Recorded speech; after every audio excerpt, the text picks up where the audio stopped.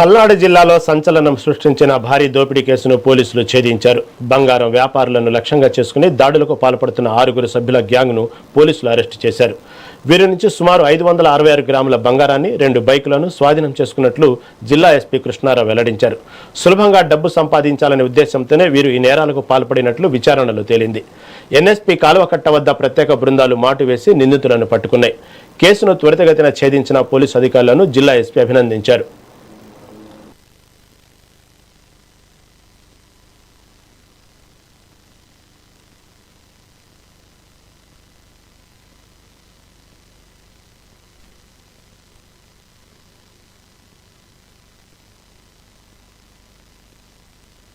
అందరికీ నమస్కారం. సో మనకి 27th ఏప్రిల్ మిట్ట మధ్యాహ్నం ఒక రాబరీ మనకి కారంపూడి పిఎస్ లిమిట్స్లో చోటు చేసుకుంది. సో అది కారంపూడి లిమిట్స్లో ఆ రాబరీ జరిగినప్పుడు ఆ ఈవెంట్ అంతా కూడా సీసీటీవీ ఫుటేజ్లో కూడా క్యాప్చర్ అవ్వడం జరిగింది. సో ఇమీడియట్లీ ఎఫ్ఐఆర్ దానిపైన రిజిస్టర్ చేసి అడిషనల్ ఎస్పీ అడ్మిన్ ఆధ్వర్యంలో స్పెషల్ టీమ్స్ ఫామ్ చేయడం జరిగింది. ఎస్డిపిఓ గుర్జాల క్లోజ్గా దాన్ని మానిటర్ చేశారు. సో మనకి ఆ సీసీటీవీ ఫుటేజ్లో కూడా చూస్తే ఒక 4 persons దాంట్లో ఇన్వాల్వ్ అయినట్టు మనకి వెంటనే తెలుస్తూ ఉంది. సో మనకి కొంత సీసీటీవీ ఫుటేజ్, కొంత టెక్నికల్ ఎవిడెన్స్, వీటన్నిటిని బేస్ చేసుకొని ఈ యొక్క కేసుని చాలా డీప్గా మల్టిపుల్ టీమ్స్తో దీన్ని క్రాక్ చేయడం జరిగింది.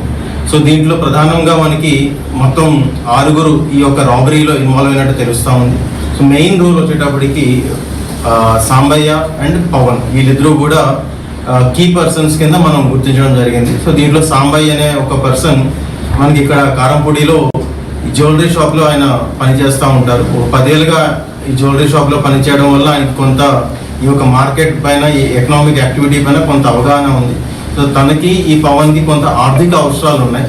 సో ఈజీ మనీ కోసం ఈ గోల్డ్ ఏదో ఒకటి చేసి రాబరీ చేసి ఇమీడియట్గా మనీ సంపాదించాలని ఒక ఆశతో వీళ్ళు ఒక అజిత్ అనే ఒక వ్యక్తి వీళ్ళకి ఒక బంధువు అవుతారు. మరొక 3 కలిసి కన్స్పైర్ అయ్యి ఈ యొక్క రాబరీని చేద్దామని ప్లాన్ చేస్తారు.